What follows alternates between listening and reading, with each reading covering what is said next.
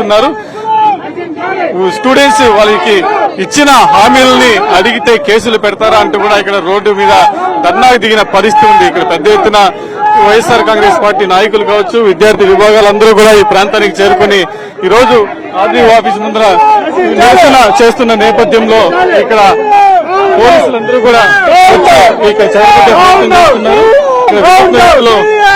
Police వేషధారణలో మరొక CM ముఖ్యమంత్రి వేషధారణలో వచ్చి సంఖ్యలు వేస్తున్నట్టుగా కూడా ఇక్కడ చేస్తున్న పరిస్థితి ఉంది.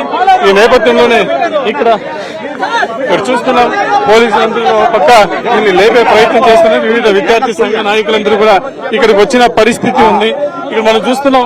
చెప్పండి, అసలు ఇక్కడ విద్యార్థుల పట్ల చేస్తున్న కుటుంబ రోజు ఎలా స్పందిస్తున్నారు?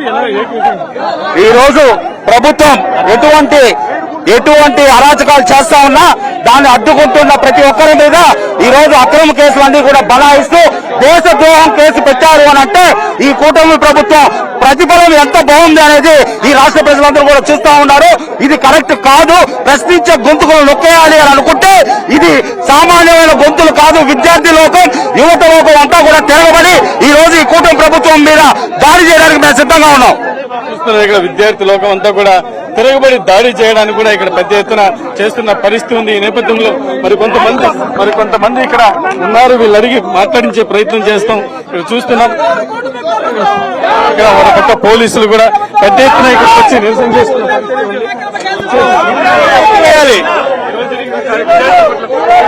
కూటమి ప్రభుత్వం దారుణంగా విద్యార్థుల పట్ల, యువజన నాయకుల పట్ల ప్రవర్తిస్తోంది. విశాఖపట్నంలో ఎన్నికల హామీలను అమలు చేయమని చెప్పి, నిరుద్యోగ వృత్తినివ్వమని, జాబ్ క్యాలెండర్ ని అమలు చేయండి అని అడిగిన దానికి కూటమి ప్రభుత్వం విద్యార్థి సంఘం నాయకులందరి మీద అక్రమ కేసులు బనాయించింది. పీడీ యాక్టులు పెట్టుకోండి. ప్రతిపక్షాలు ఎక్కడైనా వాళ్ళ గొంతును విప్పితే ఆ గొంతును నొక్కేయడానికి ప్రయత్నిస్తోంది. ఒక తిరుపతి నియోజకవర్గంలోనే ఈ 1.5 సంవత్సర కాలంలో దాదాపుగా 15 అక్రమ కేసులు పెట్టారు. విద్యుత్ ఛార్జీలు పెంచారని అడిగితే అక్రమ కేసులు, నీళ్లు కావాలంటే అక్రమ కేసులు, లైట్లు అడగట్లేదంటే అక్రమ కేసులు, మందు విచ్చలవిడిగా ప్రవహిస్తోందంటే అక్రమ కేసులు.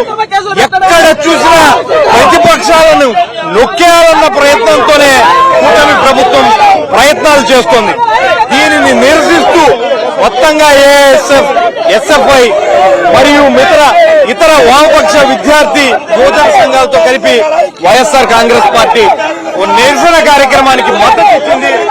దీంట్లో కూడా కర్కశంగా పోలీసులు ప్రయత్నం చేస్తున్నారన్నటువంటి విషయాన్ని మీకు నేను తెలియజేస్తున్నాను. పోలీసులందరూ కూడా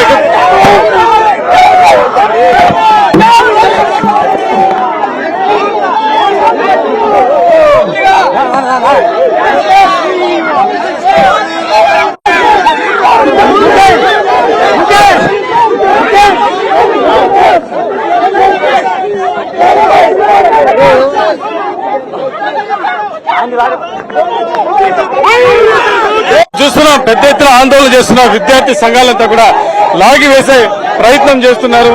చూడొచ్చు, ఇక్కడ తిరుపతి నియోజకవర్గ వైఎస్ఆర్ కాంగ్రెస్ పార్టీ సమన్వయకర్త, చంద్రగిరి నియోజకవర్గ చెవిరెడ్డి భాస్కర్ రెడ్డి తనయుడు కూడా ఇక్కడికి వచ్చారు. పెద్ద సంఖ్యలో ఏఎస్ఎఫ్ కావచ్చు, కమ్యూనిస్టు పార్టీలు కావచ్చు, అందరూ కూడా ఇక్కడ నిరసన తెలుపుతుంటే మరోపక్క పోలీసులందరూ కూడా వీళ్ళని చెదరగొట్టే ప్రయత్నం చేస్తున్నారు. ఇప్పటికే రాష్ట్ర వ్యాప్తంగా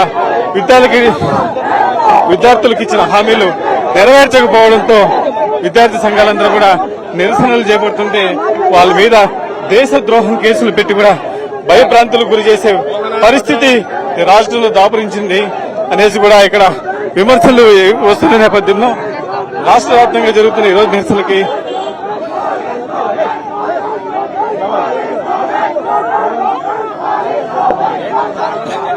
చూస్తున్నాం. పెద్ద ఎత్తున ఇక్కడ ప్రభుత్వానికి వ్యతిరేకంగా నిరసనలు మంటలు కూడా చెలరేగుతున్న పరిస్థితి ఉంది. వైఎస్ఆర్ కాంగ్రెస్ పార్టీతో పాటు వివిధ రకాల విద్యార్థి సంఘాలన్నీ కూడా నిరసనలో భారీగా పాల్గొంటున్నారు. ఒకసారిగా రోడ్డు మీద బైఠాయించడంతో పోలీసులు వీళ్ళని చెదరగొట్టే ప్రయత్నం చేస్తున్నారు.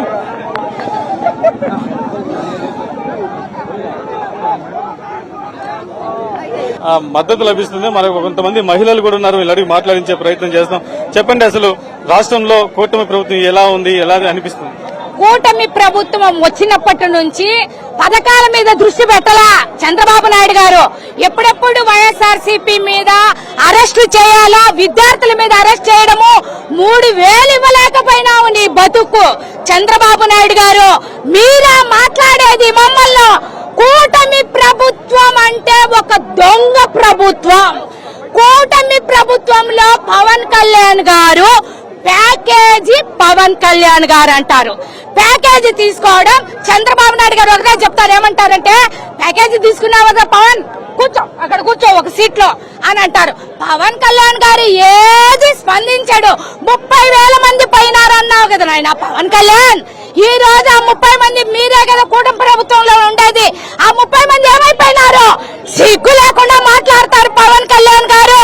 మీకంటూ ఒక ఇది లేదా? మీకంటూ సీఎం, డిప్యూటీ సీఎం అంటే మాట్లాడాలా? మాట్లాడే అర్హత లేనప్పుడు చూస్తున్నాం. ఇక్కడ మన పెద్ద ఎత్తున ఇక్కడ ధర్నా నిర్వహిస్తున్న విద్యార్థి సంఘాలని, అక్కడ వైఎస్ఆర్సీపీ నాయకులంతా కూడా పోలీసులంతా మోహరించి వీరిని చెదరగొట్టే ప్రయత్నం చేస్తున్నారు.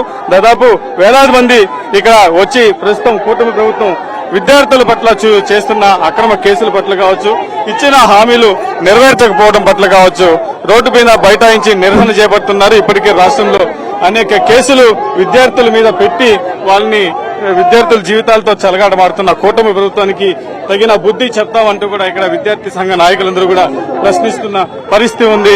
రోడ్డు మీద బైఠాయించి ఇప్పటికైనా ప్రభుత్వం కళ్లు తెరిచి విద్యార్థులకి న్యాయం చేయాలని కూడా కోరుతున్న పరిస్థితి ఉంది. ఇక్కడ చూస్తున్నాము, పోలీసులు కావచ్చు, ఇతర సిబ్బంది కావచ్చు, ఇక్కడున్న నిరసన తెలుపుతున్న వైఎస్ఆర్ కాంగ్రెస్ పార్టీ నాయకుల్ని ఇక్కడి నుంచి తొలగించి లాక్కెళ్లే ప్రయత్నం చేస్తున్నారు. మనం చూడొచ్చు, ఎంతో విద్యార్థులకు సంబంధించి చేస్తున్న నిరసనకు వైఎస్ఆర్ కాంగ్రెస్ పార్టీ నిరసనలు చేపట్టింది.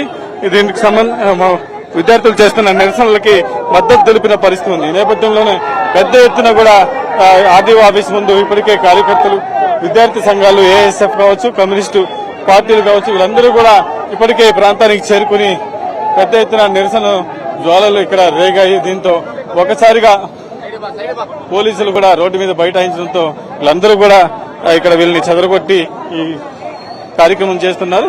ఇది మనం చూస్తున్నాం, తిరుపతిలో విద్యార్థుల జీవితాలతో ఆడుకుంటున్న కూటమి ప్రభుత్వానికి తగిన బుద్ధి చెప్తామంటూ కూడా ఇక్కడ స్టూడెంట్ విభాగం కావచ్చు, వైఎస్ఆర్ కాంగ్రెస్ పార్టీ కావచ్చు చెప్తున్న పరిస్థితి ఉంది.